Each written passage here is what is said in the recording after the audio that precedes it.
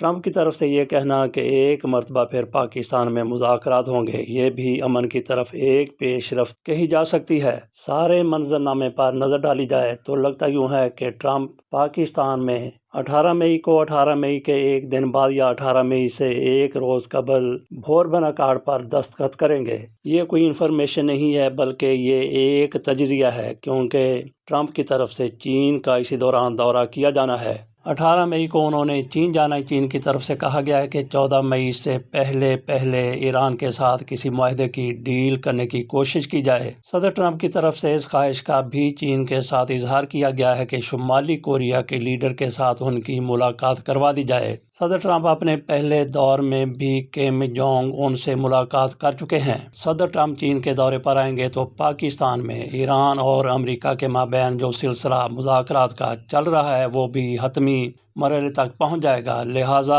ہو سکتا ہے کہ صدر ٹرمپ پاکستان آئیں 18 مئی کے بعد یا پھر 18 مئی سے ایک دو روز قبل، اور پاکستان میں ممکنہ طور پر یہ مذاکرات امریکہ اور پاکستان کے شدید گرمیوں کا موسم ہوگا، بھوربن میں مری میں ہوں گے۔ مذاکرات تو ہو سکتا ہے کہ ایران اور امریکہ کی ٹیموں کے وفود کے مابین اسلام آباد میں ہوں، لیکن دستخط کے لیے جب ٹرمپ خود پاکستان آئیں گے تو یہ تقریب پھر بھوربن میں یا مری کے کسی اور علاقے میں ڈونگا گلی میں بھی ہو سکتی ہے۔